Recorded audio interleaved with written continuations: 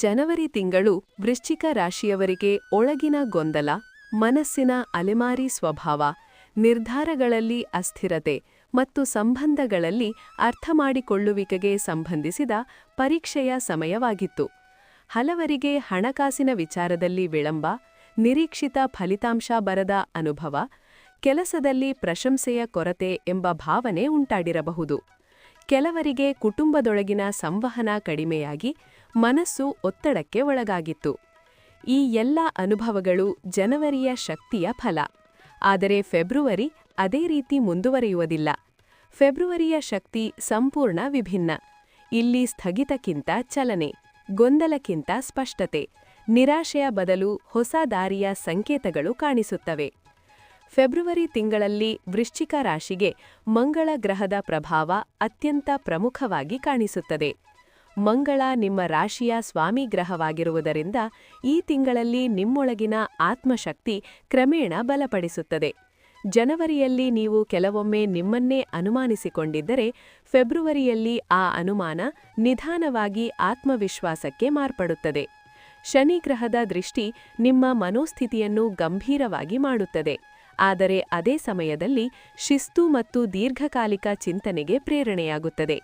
ಗುರುಗ್ರಹದ ಅನುಕೂಲಕರ ದೃಷ್ಟಿಯಿಂದಾಗಿ ಜ್ಞಾನ, ವಿವೇಕ, ಮಾರ್ಗದರ್ಶನ ಮತ್ತು ಸರಿಯಾದ ಸಲಹೆ ನಿಮಗೆ ಲಭ್ಯವಾಗುವ ಸಾಧ್ಯತೆಗಳು ಹೆಚ್ಚಾಗುತ್ತವೆ. ರಾಹು ಮತ್ತು ಕೇತುಗಳ ಸ್ಥಾನಮಾನವು ಅಚಾನಕ್ ಚಿಂತನೆಗಳನ್ನು ಮತ್ತು ಆಂತರಿಕ ಬದಲಾವಣೆಗಳನ್ನು ಸೂಚಿಸುತ್ತದೆ, ಆದರೆ ಅವು ಭಯಕ್ಕೆ ಕಾರಣವಾಗುವುದಕ್ಕಿಂತ ನಿಮ್ಮೊಳಗಿನ ಅಡಗಿದ ಶಕ್ತಿಯನ್ನು ಹೊರತರಲು ಕಾರಣವಾಗುತ್ತವೆ. ಸೂರ್ಯನ ಸಂಚಾರವು ತಿಂಗಳ ಮಧ್ಯಭಾಗದಿಂದ ನಿಮ್ಮ ಜೀವನದ ದಿಕ್ಕಿನಲ್ಲಿ ಸ್ಪಷ್ಟತೆಯನ್ನು ತರುತ್ತದೆ. ಫೆಬ್ರುವರಿಯ ಮೊದಲಾರ್ಧವು ನಿಧಾನವಾದ ಆದರೆ ದೃಢವಾದ ಚಲನೆಯ ಸಮಯ. ಜನವರಿಯ ಕೊನೆಯ ದಿನಗಳಲ್ಲಿ ಆರಂಭವಾದ ಕೆಲವು ವಿಚಾರಗಳು ಇನ್ನೂ ಪೂರ್ಣವಾಗಿ ಫಲ ನೀಡದೇ ಇರಬಹುದು, ಆದರೆ ಮೊದಲಾರ್ಧದಲ್ಲಿ ನೀವು ಮಾಡುತ್ತಿರುವ ಪ್ರಯತ್ನಗಳು ವ್ಯರ್ಥವಲ್ಲ ಎಂಬ ಅನುಭವ ನಿಮಗೆ ಬರುತ್ತದೆ. ಉದ್ಯೋಗದಲ್ಲಿರುವವರು ತಮ್ಮ ಕಾರ್ಯಕ್ಷಮತೆಯನ್ನು ಗುರುತಿಸಿಕೊಳ್ಳಲು ಆರಂಭಿಸುತ್ತಾರೆ. ಮೇಲಾಧಿಕಾರಿಗಳ ಗಮನ ನಿಮ್ಮ ಮೇಲೆ ಬೀಳುವ ಸಾಧ್ಯತೆಗಳು ಹೆಚ್ಚಾಗುತ್ತವೆ, ಆದರೆ ಈ ಅವಧಿಯಲ್ಲಿ ಆತುರದ ನಿರ್ಧಾರಗಳು ತಪ್ಪಾಗಬಹುದು. ನಿಧಾನವಾಗಿ, ಆಲೋಚನೆಪೂರ್ವಕವಾಗಿ ಮುಂದೆ ಸಾಗುವುದು ಅಗತ್ಯ. ಎರಡನೇ ಅರ್ಧದಲ್ಲಿ ಪರಿಸ್ಥಿತಿಗಳು ಸ್ಪಷ್ಟವಾಗಿ ಬದಲಾಗುತ್ತವೆ. ಅವಕಾಶಗಳು ಸ್ವತಃ ನಿಮ್ಮತ್ತ ಬರುತ್ತವೆ. ಜನವರಿಯಲ್ಲಿ ಮುಚ್ಚಿದಂತೆ ಕಂಡಿದ್ದ ಕೆಲವು ದ್ವಾರಗಳು ಮತ್ತೆ ತೆರೆದುಕೊಳ್ಳುತ್ತವೆ. ಸಂಬಂಧಗಳಲ್ಲಿ ಹೃದಯದ ಮಾತು ಹೇಳುವ ಧೈರ್ಯ ಬರುತ್ತದೆ. ನಿರ್ಧಾರಗಳಲ್ಲಿ ಸ್ಪಷ್ಟತೆ ಹೆಚ್ಚಾಗುತ್ತದೆ. ಧನ ಮತ್ತು ಹಣಕಾಸಿನ ವಿಚಾರದಲ್ಲಿ ಜನವರಿ ತಿಂಗಳಲ್ಲಿ ಕೆಲವರಿಗೆ ಖರ್ಚಿನ ಒತ್ತಡ, ಬಾಕಿ ಹಣದ ಚಿಂತೆ, ನಿರೀಕ್ಷಿತ ಆದಾಯ ತಡವಾಗುವುದು ಎಂಬ ಅನುಭವವಾಗಿರಬಹುದು. ಫೆಬ್ರುವರಿಯಲ್ಲಿ ಈ ಚಿತ್ರ ಕ್ರಮೇಣ ಬದಲಾಗುತ್ತದೆ.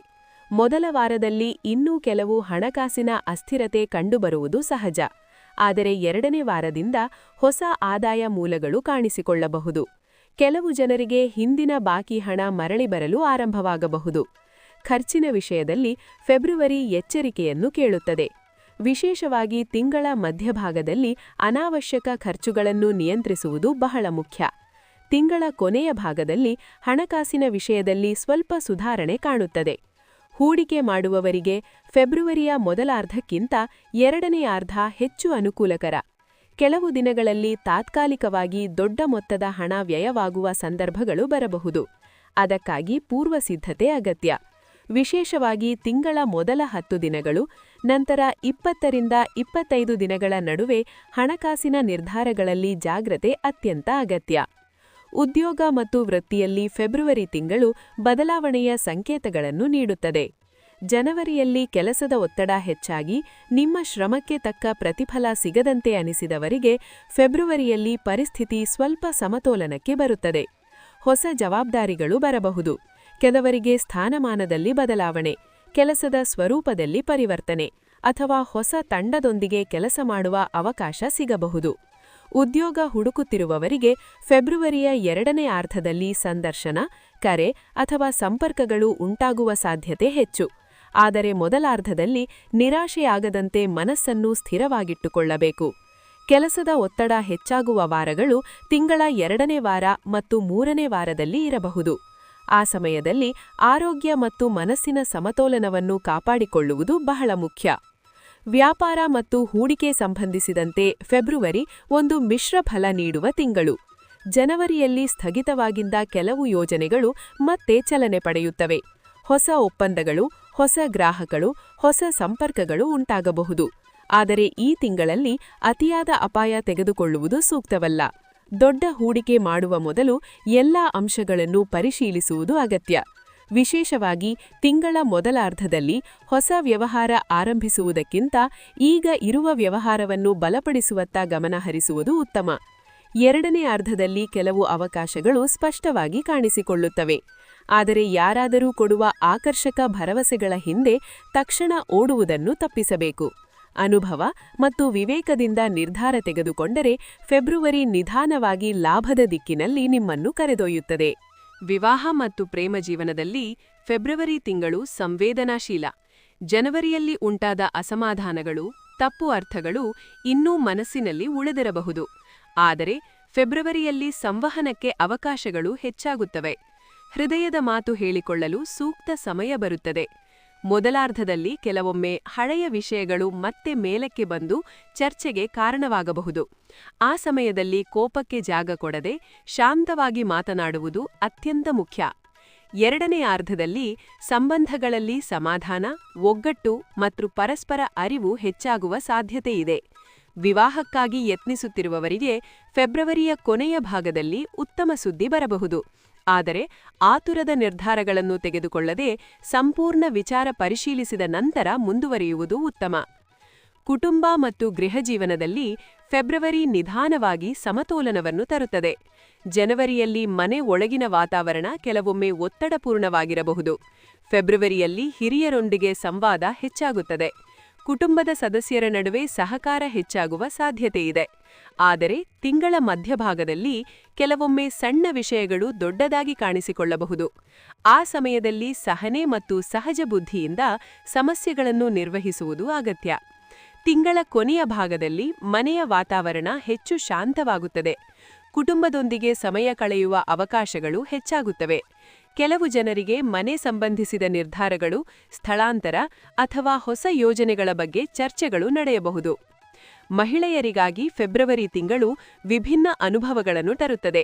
ಗೃಹಿಣಿಯರಿಗೆ ಜನವರಿಯಲ್ಲಿದ್ದ ಒತ್ತಡ ನಿಧಾನವಾಗಿ ಕಡಿಮೆಯಾಗುತ್ತದೆ. ಮನೆಯ ಜವಾಬ್ದಾರಿಗಳ ನಡುವೆಯೂ ತಮ್ಮದೇ ಆದ ಆಸಕ್ತಿಗಳನ್ನು ಬೆಳೆಸುವ ಅವಕಾಶಗಳು ದೊರೆಯಬಹುದು. ಉದ್ಯೋಗದಲ್ಲಿರುವ ಮಹಿಳೆಯರಿಗೆ ಕೆಲಸ ಮತ್ತು ಕುಟುಂಬದ ನಡುವೆ ಸಮತೋಲನ ಸಾಧಿಸುವ ಸವಾಲು ಎದುರಾಗಬಹುದು. ಆದರೆ ಫೆಬ್ರವರಿಯಲ್ಲಿ ಆತ್ಮವಿಶ್ವಾಸ ಹೆಚ್ಚಾಗುತ್ತದೆ. ಮಾನಸಿಕ ಒತ್ತಡದ ವಿಷಯದಲ್ಲಿ ತಿಂಗಳ ಮೊದಲಾರ್ಧದಲ್ಲಿ ಸ್ವಲ್ಪ ಅಶಾಂತಿ ಕಾಣಿಸಿಕೊಳ್ಳಬಹುದು. ಧ್ಯಾನ, ಪ್ರಾರ್ಥನೆ, ಸ್ವಲ್ಪ ಸಮಯ ಸ್ವತಃ ತಮಿಗಾಗಿ ಮೀಸಲಿಡುವುದು ಈ ತಿಂಗಳಿನಲ್ಲಿ ಬಹಳ ಉಪಯುಕ್ತವಾಗುತ್ತದೆ. ಎರಡನೇ ಅರ್ಧದಲ್ಲಿ ಮನಸ್ಸಿಗೆ ಹೆಚ್ಚು ಶಾಂತಿ ಮತ್ತು ಸ್ಥಿರತೆ ಸಿಗುತ್ತದೆ. ಆರೋಗ್ಯದ ವಿಚಾರದಲ್ಲಿ ಫೆಬ್ರವರಿ ಎಚ್ಚರಿಕೆಯನ್ನು ಸೂಚಿಸುತ್ತದೆ. ಜನವರಿಯಲ್ಲಿ ದೇಹದ ಶಕ್ತಿ ಕುಂಠಿತವಾಗಿದೆ ಎಂದು ಅನಿಸಿದವರಿಗೆ ಫೆಬ್ರವರಿಯಲ್ಲಿ ಶಕ್ತಿ ನಿಧಾನವಾಗಿ ಮರಳುತ್ತದೆ. ಆದರೆ ತಿಂಗಳ ಮೊದಲ ವಾರದಲ್ಲಿ ನಿದ್ರೆ ಕೊರತೆ, ತಲೆನೋವು ಅಥವಾ ಅಜೀರ್ಣ ಸಮಸ್ಯೆಗಳು ಕಂಡುಬರುವ ಸಾಧ್ಯತೆಯಿದೆ. ಎರಡನೇ ವಾರದಲ್ಲಿ ಕೆಲಸದ ಒತ್ತಡದಿಂದ ದೇಹದಲ್ಲಿ ದಣಿವು ಹೆಚ್ಚಾಗಬಹುದು. ಮೂರನೇ ವಾರದಲ್ಲಿ ಆಹಾರ ಪದ್ಧತಿಯಲ್ಲಿ ಅಸಮತೋಲನ ಇದ್ದರೆ ಆರೋಗ್ಯದ ಮೇಲೆ ಪರಿಣಾಮ ಬೀರುವ ಸಾಧ್ಯತೆಯಿದೆ. ನಾಲ್ಕನೇ ವಾರದಲ್ಲಿ ಆರೋಗ್ಯ ಸ್ಥಿತಿ ಸ್ವಲ್ಪ ಸುಧಾರಣೆಯಾಗುತ್ತದೆ. ಒಟ್ಟಿನಲ್ಲಿ ಫೆಬ್ರವರಿ ತಿಂಗಳಿನಲ್ಲಿ ನಿಯಮಿತ ಜೀವನ ಶೈಲಿ, ಸಮತೋಲನ ಆಹಾರ ಮತ್ತು ಮನಸ್ಸಿನ ಶಾಂತಿ ಕಾಪಾಡಿಕೊಳ್ಳುವುದು ಅತ್ಯಂತ ಮುಖ್ಯ. ವಿದೇಶ ಯೋಗ ಮತ್ತು ಪ್ರಯಾಣದ ವಿಷಯದಲ್ಲಿ ಫೆಬ್ರವರಿ ಕೆಲವರಿಗೆ ನಿರೀಕ್ಷೆಯ ಸಂಕೇತಗಳನ್ನು ನೀಡುತ್ತದೆ. ಜನವರಿಯಲ್ಲಿ ತಡವಾದ ಕೆಲವು ಪ್ರಯಾಣ ಯೋಜನೆಗಳು ಫೆಬ್ರವರಿಯಲ್ಲಿ ಮತ್ತೆ ಚಲನೆ ಪಡೆಯಬಹುದು. ವಿದೇಶ ಸಂಬಂಧಿತ ಕೆಲಸಗಳಲ್ಲಿ ಇರುವವರಿಗೆ ಫೆಬ್ರವರಿಯ ಎರಡನೇ ಅರ್ಧದಲ್ಲಿ ಸಂಪರ್ಕಗಳು, ಸಂದೇಶಗಳು ಅಥವಾ ಅವಕಾಶಗಳು ಬರಬಹುದು. ಆದರೆ ಮೊದಲಾರ್ಧದಲ್ಲಿ ಇನ್ನೂ ಕೆಲವು ವಿಳಂಬಗಳು ಎದುರಾಗಬಹುದು. ಆ ಸಮಯದಲ್ಲಿ ಸಹನೆ ಅಗತ್ಯ. ಸ್ಥಳೀಯ ಪ್ರಯಾಣಗಳು ಹೆಚ್ಚಾಗುವ ಸಾಧ್ಯತೆಯಿದೆ. ಕೆಲವರಿಗೆ ಕೆಲಸದ ಕಾರಣದಿಂದ ದೂರ ಪ್ರಯಾಣ ಮಾಡುವ ಅವಕಾಶ ಸಿಗಬಹುದು. ಆದರೆ ಯಾವುದೇ ಪ್ರಯಾಣಕ್ಕೂ ಮೊದಲು ಸೂಕ್ತ ಯೋಜನೆ ಮಾಡಿಕೊಳ್ಳುವುದು ಉತ್ತಮ. ಫೆಬ್ರವರಿಯ ಪ್ರಮುಖ ದಿನಾಂಕಗಳನ್ನು ಗಮನಿಸಿದರೆ ತಿಂಗಳ ಮೊದಲ 5 ದಿನಗಳು ಆತ್ಮಪರಿಶೀಲನೆಗೆ ಸೂಕ್ತ ಸಮಯ. ಆ ಸಮಯದಲ್ಲಿ ದೊಡ್ಡ ನಿರ್ಧಾರಗಳನ್ನು ತೆಗೆದುಕೊಳ್ಳುವುದಕ್ಕಿಂತ ಪರಿಸ್ಥಿತಿಯನ್ನು ಅರ್ಥಮಾಡಿಕೊಳ್ಳುವುದು ಉತ್ತಮ. 6ರಿಂದ 10ನೇ ದಿನಗಳ ನಡುವೆ ಕೆಲವು ಅಚಾನಕ್ ಮಾಹಿತಿ ಅಥವಾ ಸುದ್ದಿ ಬರಬಹುದು. ಅದು ನಿಮ್ಮ ಮುಂದಿನ ನಿರ್ಧಾರಗಳಿಗೆ ದಿಕ್ಕು ನೀಡಬಹುದು. 11ರಿಂದ 15 ದಿನಗಳ ನಡುವೆ ಹಣಕಾಸು ಮತ್ತು ಸಂಬಂಧಗಳ ವಿಷಯದಲ್ಲಿ ಎಚ್ಚರಿಕೆ ಅಗತ್ಯ. 16ರಿಂದ 20 ದಿನಗಳ ನಡುವೆ ಅವಕಾಶಗಳು ಕಾಣಿಸಿಕೊಳ್ಳುತ್ತವೆ. ಆ ಸಮಯದಲ್ಲಿ ಧೈರ್ಯವಾಗಿ ಮುಂದುವರಿಯಬಹುದು. 21ರಿಂದ 25 ದಿನಗಳ ನಡುವೆ ಮತ್ತೆ ಸ್ವಲ್ಪ ಅಸ್ಥಿರತೆ ಉಂಟಾಗಬಹುದು. ಆದ್ದರಿಂದ ಆ ಸಮಯದಲ್ಲಿ ಶಾಂತತೆಯನ್ನು ಕಾಪಾಡಿಕೊಳ್ಳಬೇಕು. 26ರಿಂದ 28 ದಿನಗಳ ನಡುವೆ ತಿಂಗಳ ಶಕ್ತಿ ಸ್ಥಿರಗೊಳ್ಳುತ್ತದೆ ಮತ್ತು ಮುಂದಿನ ತಿಂಗಳಿಗಾಗಿ ಸ್ಪಷ್ಟ ದೃಷ್ಟಿಕೋನ ರೂಪುಗೊಳ್ಳುತ್ತದೆ. ಫೆಬ್ರವರಿ ತಿಂಗಳಿಗೆ ಹೊಂದುವ ಗ್ರಹಾಧಾರಿತ ಪರಿಹಾರಗಳು ಕೂಡ ಮಹತ್ವದ ಪಾತ್ರ ವಹಿಸುತ್ತವೆ.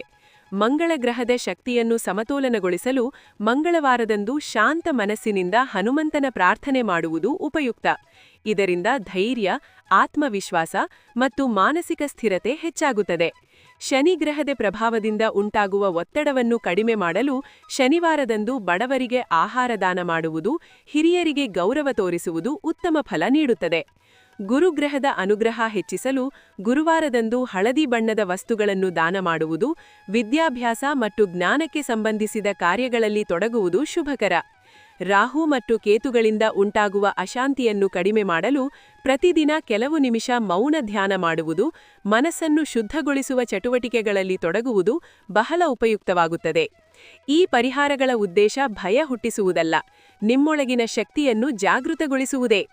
ಫೆಬ್ರವರಿ ತಿಂಗಳ ಸಮಾಪನೆಗೆ ಬಂದಾಗ ವೃಶ್ಚಿಕ ರಾಶಿಯವರಿಗೆ ಈ ತಿಂಗಳು ಒಂದು ಮಹತ್ವದ ತಿರುವಿನಂತೆ ಕಾಣಿಸುತ್ತದೆ. ಜನವರಿಯ ಅನುಭವಗಳು ನಿಮ್ಮನ್ನು ಒಳಗಿನಿಂದ ಬಲಪಡಿಸಿದ್ದರೆ ಫೆಬ್ರವರಿ ಆ ಬಲವನ್ನು ಹೊರಗಿನ ಜೀವನದಲ್ಲಿ ವ್ಯಕ್ತಪಡಿಸಲು ಅವಕಾಶ ನೀಡುತ್ತದೆ. ಇದು ತಕ್ಷಣವೇ ಎಲ್ಲವೂ ಬದಲಾಗುವ ಮಾಯಾಜಾಲದ ತಿಂಗಳಲ್ಲ, ಆದರೆ ನಿಧಾನವಾಗಿ, ಸ್ಥಿರವಾಗಿ ನಿಮ್ಮ ಜೀವನದ ದಿಕ್ಕನ್ನು ಸುಧಾರಿಸುವ ಪ್ರಕ್ರಿಯೆಯ ಆರಂಭ. ನೀವು ನಿಮ್ಮ ಮೇಲೆ ನಂಬಿಕೆ ಇಟ್ಟುಕೊಂಡರೆ, ಸಹನೆ ಮತ್ತು ವಿವೇಕದಿಂದ ನಡೆಸಿದ್ದರೆ ಫೆಬ್ರವರಿ ನಿಮಗೆ ಹೊಸ ದೃಷ್ಟಿಕೋನ, ಹೊಸ ಶಕ್ತಿ ಮತ್ತು ಹೊಸ ಆತ್ಮವಿಶ್ವಾಸವನ್ನು ನೀಡುತ್ತದೆ.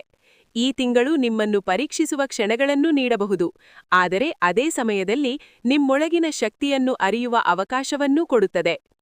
ವೃಶ್ಚಿಕ ರಾಶಿಯ ವೀಕ್ಷಕರೇ, ನಿಮ್ಮ ಜೀವನದ ಪಯಣದಲ್ಲಿ ಫೆಬ್ರವರಿ ಒಂದು ಮಹತ್ವದ ಅಧ್ಯಾಯ. ಹಳೆಯ ಅನುಭವಗಳಿಂದ ಪಾಠ ಕಲಿತು ಹೊಸ ಅವಕಾಶಗಳನ್ನು ಸ್ವೀಕರಿಸುವ ಧೈರ್ಯ ಹೊಂದಿರಿ. ನಿಮ್ಮ ಮನಸ್ಸಿನ ಆಳದಲ್ಲಿರುವ ಶಕ್ತಿ, ನಿಮ್ಮ ನಿಷ್ಠೆ ಮತ್ತು ನಿಮ್ಮ ಪರಿಶ್ರಮ ಈ ಎಲ್ಲವೂ ಒಟ್ಟಾಗಿ ನಿಮ್ಮನ್ನು ಮುನ್ನಡೆಸುತ್ತದೆ. ವೈದಿಕ ಶಾಸ್ತ್ರ ಚಾನೆಲ್ ಮೂಲಕ ನಿಮಗೆ ನೀಡುತ್ತಿರುವ ಈ ವಿಶ್ಲೇಷಣೆ ನಿಮ್ಮ ಜೀವನದ ದಿಕ್ಕನ್ನು ಸ್ಪಷ್ಟವಾಗಿ ನೋಡಲು ಸಹಾಯವಾಗಲಿ ಎಂಬುದು ನಮ್ಮ ಆಶಯ. ಫೆಬ್ರವರಿಯ ಶಕ್ತಿಯನ್ನು ಸ್ವೀಕರಿಸಿ ಆತ್ಮವಿಶ್ವಾಸದಿಂದ ಮುಂದುವರಿಯಿರಿ. ನಿಮ್ಮೊಳಗಿನ ಬೆಳಕು ನಿಮ್ಮ ಜೀವನವನ್ನು ಪ್ರಕಾಶಮಾನವಾಗಿಸಲಿ. ಧನ್ಯವಾದಗಳು.